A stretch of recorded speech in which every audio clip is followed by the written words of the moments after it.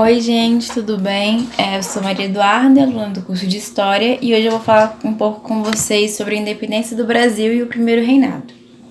Bom, antes de começar a aula, eu queria pedir que vocês se inscrevam no canal e divulguem o projeto com os colegas de vocês. A gente sabe que muita gente não está tendo acesso a materiais, não está tendo aula, e a prova do Enem vai acontecer, então esse projeto ele quer ajudar essas pessoas. Então, se você puder compartilhar, vai ser ótimo pra gente. Vamos lá. A independência do Brasil, ela foi um processo guiado principalmente pela aristocracia brasileira. Então, os interesses das pessoas que tinham dinheiro, que tinham terras, que ajudaram a acontecer a independência. Não foi um processo com grande participação popular. E também foi muito guiada pelas ideias da Revolução Francesa, né? As ideias de liberdade, de igualdade, elas influenciaram de uma forma geral as independências dos países latino-americanos, e no Brasil não foi diferente. Só que esses pensamentos, eles eram diferentes do que a gente tem hoje como liberdade, como igualdade. De forma alguma, esses pensamentos incluíam pessoas pobres, né? E estavam muito mais ligados a manter os interesses das elites. E aí esse processo se iniciou em 1808 com a vinda da família real para o Brasil. Eu vou dar um contexto aqui do porquê que eles vieram para o Brasil, né? No começo de 1800, Napoleão deu um golpe de estado na França e começou o Império Napoleônico. E aí, a maior rival de Napoleão era a Inglaterra. E Napoleão decidiu fazer um bloqueio à Inglaterra, né? O bloqueio continental, em que os países da Europa não poderiam comercializar com a Inglaterra. Só que Portugal era aliada da Inglaterra, então ela não quis participar do bloqueio continental e começou a ser ameaçada por Napoleão, né? Napoleão falou que ia invadir o território, que ia tirar Dom João do trono e etc. E o que aconteceu realmente? Napoleão invadiu o território português e a família real teve que vir fugida para o Brasil, né? Então, Dom João, a família dele e a corte portuguesa veio para o Brasil e transferiu a capital de Portugal para o Brasil. E aí, com a vinda da família real para cá, algumas mudanças foram feitas. A primeira mudança, e muito importante, foi a abertura dos portos, porque quando estava tudo normal, o Brasil só poderia comercializar com Portugal, né? Era o pacto colonial. Tudo que era produzido no Brasil, quando vendido, tinha que ser vendido para Portugal, e tudo que o Brasil precisasse comprar tinha que ser comprado de Portugal. E então, como a família real estava aqui, eles queriam ter outros produtos, né? Claro, eles decidiram abrir os portos. E isso foi muito benéfico para a Inglaterra, que começou a comercializar mais com o Brasil. Esse pacto colonial ele não funcionava muito na prática, mas na legalidade era o que tinha. E aí, abrir os portos significou que o Brasil teria relações comerciais com outros países. Isso de alguma forma foi bom para o Brasil. Só que naquele momento gerou uma crise econômica, porque as produções brasileiras não tinham condições de concorrer com os produtos vindos de fora. Então, acabou que eles não estavam vendendo e aí começou uma crise econômica. Outras coisas que aconteceram com a vinda da família real foi que foi incentivado, né, a produções artísticas, produções culturais. Foram construídos prédios para o governo real. Foi construído, por exemplo, o Jardim Botânico. Foi construído o Banco do Brasil, a Casa da Moeda. E isso foi meio que um projeto para dar um ar europeu ao Brasil, já que a corte veio para cá e achava tudo muito precário, muito estranho, e eles não gostavam de estar aqui no Brasil. E aí, como eu falei, né, começou a ter uma crise econômica, e como os gastos para poder manter a corte aqui, para poder estruturar a corte aqui foram muito altos, começou a ter crises e as pessoas começaram a ficar bastante satisfeitas. Em Pernambuco, por exemplo, teve a Revolução Pernambucana, né, que foi uma revolta em que os pernambucanos estavam bastante satisfeitos com essa situação de crise, de abandono. E também motivados por ideais iluministas, eles decidiram derrubar o governo da província e instaurar um governo republicano. Só que foi muito reprimida essa revolta, as pessoas foram presas, né? Então, rapidamente acabou esse governo, só que essa revolução deixou uma semente para uma futura revolta que foi muito importante para o fim do primeiro reinado. E aí, assim, outra coisa importante que aconteceu para o Brasil nesse momento foi a elevação do status de colônia para Reino Unido a Portugal. Então, o Brasil, em 1815, deixou de ser colônia de Portugal para ser Reino Unido a Portugal. As tropas inglesas ajudaram a derrotar Napoleão e colocaram um comandante inglês para governar o território português. Só que os portugueses não gostavam desse comandante, eles estavam bem satisfeitos com o governo dele, e eles decidiram se mobilizar para poder trazer algumas mudanças para Portugal, reestruturar a administração de Portugal. E aí juntaram os líderes, né, desse movimento com os deputados, a Assembleia, para poder fazer uma Constituição. E aí, com essa Constituição, eles também estavam pedindo que Dom João voltasse para Portugal. E aí, assim, esse episódio ficou conhecido como Revolução Liberal do Porto. Essa Revolução Liberal, ela queria trazer algumas mudanças, assim, que na época para eles eram alguns avanços, né, para Portugal, mas para o Brasil, eles queriam que o Brasil voltasse a ser colônia e voltasse ao pacto colonial, então eles não aceitavam. Um pouco revoltados também com essa relação com Portugal, né. E aí, em 1821, Dom João atende a esses pedidos, volta para Portugal e deixa o seu filho aqui, Dom Pedro, como regente do Brasil. E aí, assim, Dom Pedro ficou aqui, mas ele ficou sendo muito pressionado, tanto pelos brasileiros, tanto pelos portugueses, porque aqui os brasileiros estavam pedindo para que ele não atendesse os pedidos, né, de Portugal, do Brasil voltar a ser colônia. Queria que ele fizesse alguns pedidos, tipo, do Brasil, né? Desse mais liberdade econômica, mais liberdade política pros brasileiros. E aí, ao mesmo tempo, Portugal pedia que ele voltasse para Portugal para terminar sua formação cultural, para terminar sua formação educacional mesmo, acadêmica. E que também ainda continuava pedindo que o Brasil fosse colônia, né?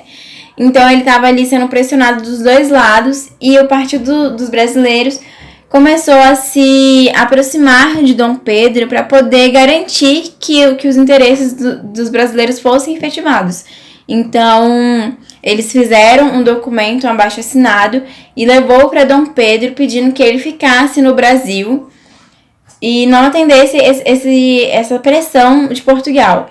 E aí, no dia 9 de janeiro de 1822, Dom Pedro decidiu que ficaria no Brasil. Então, esse dia ficou conhecido como o Dia do Fico. E a partir daí, Dom Pedro começou a atender alguns pedidos, alguns interesses dos brasileiros, o que incomodou bastante Portugal, porque Portugal mandava ele fazer uma coisa e ele não fazia o que os brasileiros queriam. E aí, em agosto de 1822, Portugal mandou um recado para o Brasil, né, para Dom Pedro, falando que se ele não voltasse para o Brasil, ia mandar tropas, né, para poder começar um conflito e ia tirar ele de lá de qualquer jeito. E aí, quando esse recado chegou aqui, Dom Pedro estava numa viagem. Quem recebeu isso foi Maria Leopoldina, sua esposa, que no momento estava como regente do Brasil. E aí ela decidiu se reunir em assembleia, né, com os conselheiros, com os ministros, e decidiram pela independência do Brasil. Eles fizeram um documento de independência, Maria Leopoldina assinou esse documento e mandou um mensageiro levar para Dom Pedro para poder ele ficar sabendo de toda a situação e proclamar a independência. E aí, no dia 7 de setembro de 1822, esse mensageiro alcançou Dom Pedro na viagem e Dom Pedro declarou a independência do Brasil. E então o Brasil se tornou independente. Só que declarar a independência não significava lá tantas coisas, né? Porque essa independência precisa ser reconhecida por outros países, e esse novo país ele tem que ser estruturado, né? Tem que ser consolidado. E aí, sobre o reconhecimento da independência do Brasil, o primeiro país a reconhecer foi os Estados Unidos, por conta da doutrina Monroe, né, que foi uma doutrina que apoiou as independências dos países latino-americanos, com aquela famosa frase, né, América para os americanos. E Portugal só veio reconhecer a independência do Brasil em 1825 com a mediação da Inglaterra. E aí, assim, sobre a estruturação desse novo país. Os outros países latino-americanos, quando se tornaram independentes, decidiram pela república. E o Brasil decidiu pela monarquia, né? Então, o Brasil continuou sendo regido por uma monarquia, porque já era antes por Portugal, né? E aí as estruturas socioeconômicas não mudaram muito, né? Então a elite continuou sendo muito influente, ampliando seus poderes, continuou com uma base, né, escravista, não mudou tantas coisas assim a independência. E aí, assim, era necessário estruturar esse novo Estado, então foi feita uma Constituição, né? E essa Constituição, o processo de ter essa primeira Constituição gerou muitas insatisfações. Em 1823, Dom Pedro convocou a Assembleia Constituinte, que já existia antes da independência do Brasil, para poder fazer uma Constituição para o Brasil. Só que essa Constituição que estava sendo feita desagradou Dom Pedro, porque tinha algumas restrições aos poderes de Dom Pedro e ele queria ser muito influente, muito poderoso. Ele não queria que nada restringisse o poder dele como rei. E aí Dom Pedro não gostou do que estava sendo feito e decidiu dissolver a Assembleia. Então, quando a Assembleia foi dissolvida, vários deputados foram presos, tiveram que ser até mesmo exilados. E aí, muita gente achou isso bem autoritário, né? Só que ainda tinha outras coisas por vir. Então, um tempo depois, Dom Pedro reuniu pessoas da confiança dele, pessoas que ele sabia que iam concordar com o que ele queria, para poder fazer uma nova Constituição. E aí, em 1824, Dom Pedro outorgou a primeira Constituição do Brasil. Isso significa que ele impôs uma Constituição para o Brasil, né? Uma Constituição, ela pode ser promulgada ou outorgada. Promulgada é quando ela é feita por um processo democrático com participação popular. E outorgada é quando um governante impõe a Constituição, o que aconteceu na Constituição de 1824. E sobre as características dessa nova Constituição. A primeira característica mais importante aqui é que o Estado foi dividido em 4 poderes, né? Legislativo, Executivo, Judiciário e o poder moderador, que era um poder acima desses 3 poderes e era exercido exclusivamente por Dom Pedro. Então, isso era uma forma de garantir que as vontades dele seriam efetivadas. Sobre o voto, né? O voto era censitário, então as pessoas tinham que ter uma renda mínima para votar. Então, homens maiores de 25 anos, com uma renda mínima, poderiam votar. E isso significa que, mesmo que a pessoa não soubesse ler e escrever, ela poderia votar se ela tivesse dinheiro. Isso significou muito pro Brasil, porque, assim, num sentido de ampliar as pessoas que votam, né? Porque o acesso à educação era muito restrito, até mesmo para pessoas que tinham dinheiro. Então, existia, tipo assim, muitos donos de terras que não tiveram acesso à educação, mas por ter dinheiro, eles tinham acesso à vida política.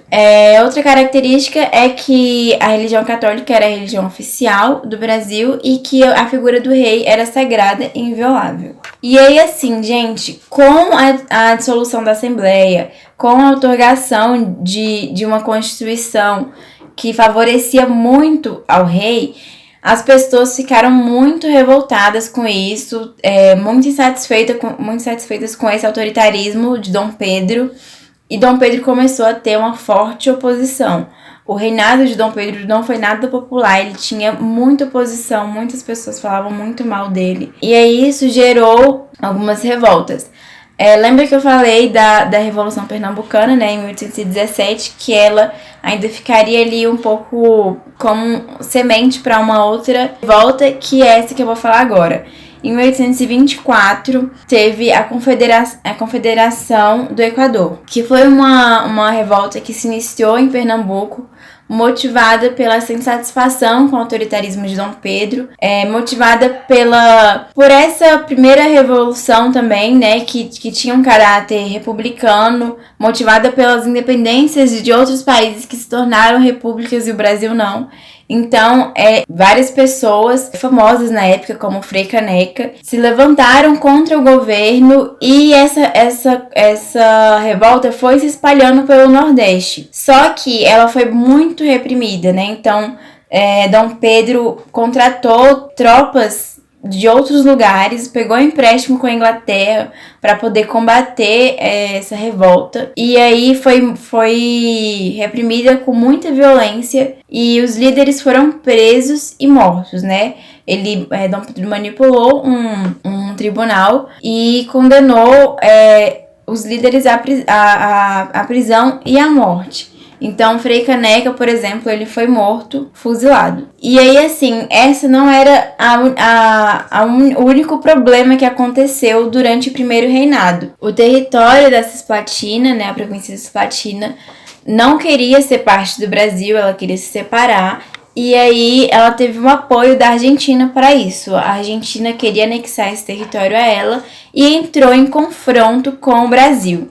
E esse confronto foi bem desastroso, assim, para a economia do Brasil, porque o Brasil já não tinha tanto dinheiro, já não tinha uma forma de renda realmente que assegurasse a economia do país. Com essas guerras, com as revoltas, com o dinheiro despendido para poder conter essas revoltas, a economia foi caindo cada vez mais. E aí a Guerra da Cisplatina, ela durou de 1824 a 1828, de 1825, desculpa, a 1828. Foi muito desgastante, o Brasil teve que pegar dinheiro emprestado com a Inglaterra, teve que pedir tropas para a Inglaterra, e tudo isso acabou deixando o governo de Dom Pedro mais impopular. Acabou que tanto a Argentina como o Brasil perderam território, né? A Inglaterra mediou para que o território da Cisplatina fosse independente dos dois, e aí virou o atual Uruguai. Mas o Brasil acabou perdendo muito com isso, porque o exército ficou bastante satisfeito com as derrotas, né? Porque o exército não tinha uma preparação, não tinha recursos, então o exército ficou insatisfeito com essa guerra. A população também, porque estava numa crise econômica muito forte. A situação econômica estava tão ruim que o Banco do Brasil faliu em 1829. Então, o governo de Dom Pedro estava assim, só ladeira abaixo mesmo. E aí entra uma outra questão que prejudicou bastante o governo, que foi a questão do trono português. Quando Dom João morreu, os portugueses pediram para que Dom Pedro voltasse para o Brasil e assumisse o trono de Portugal. E os brasileiros claramente não queriam isso, porque isso significaria voltar uma aliança com Portugal e provavelmente voltar a ser colônia, né? E aí, como eles já estavam independentes, eles não queriam isso de jeito nenhum. Dom Pedro resolveu que sua filha seria... ele decidiu abdicar o trono em favor da sua filha. E como ela era uma criança, o irmão dele assumiria como regente até ela alcançar a maioridade. Só que o irmão dele deu um golpe nele e falou que ele que ia ser, se autoproclamou, né, rei de Portugal. E aí Dom Pedro ficou tipo, meu Deus, e agora? O que eu faço? Eu não quero. Ele queria, né, que a filha dele ficasse como rainha, até porque ele teria um certo controle sobre isso. E aí, assim, teve essa questão do trono português. Teve uma outra questão também que como ele tinha muita oposição, vários jornalistas escreviam coisas sobre ele. Um jornalista em 1830 foi assassinado e aí esse jornalista ele era da oposição. Então as pessoas começaram a ficar ainda mais revoltadas com Dom Pedro. E aí assim, a partir de 1830 as coisas foram ficando cada vez piores. A popularidade dele estava muito baixa, as pessoas, por onde ele ia, as pessoas rejeitavam realmente ele. E aí os apoiadores de Dom Pedro queriam deixar ele assim menos mal, queria dar uma levantada na moral dele e decidiram fazer uma festa em homenagem a ele para poder incentivar ele, né? Só que a oposição ficou sabendo disso e ficou muito revoltada. Foi lá, eles começaram a brigar realmente. Esse episódio ele ficou conhecido como Noite das Garrafadas. Foi em março de 1831. E aí durou vários dias de briga, né? Ele jogando garrafa um no outro, jogando pedra. A oposição contra os portugueses, né? Que apoiavam Dom Pedro no Brasil. E aí Dom Pedro ficou vendo que não dava mais pra ele ficar ali. Então, em 7 de abril de 1831, ele abdica do trono brasileiro, volta para Portugal e deixa aqui o filho dele, Pedro II, né? Que ele era uma criança ainda e aí se inicia o período regencial. Então é isso, galera.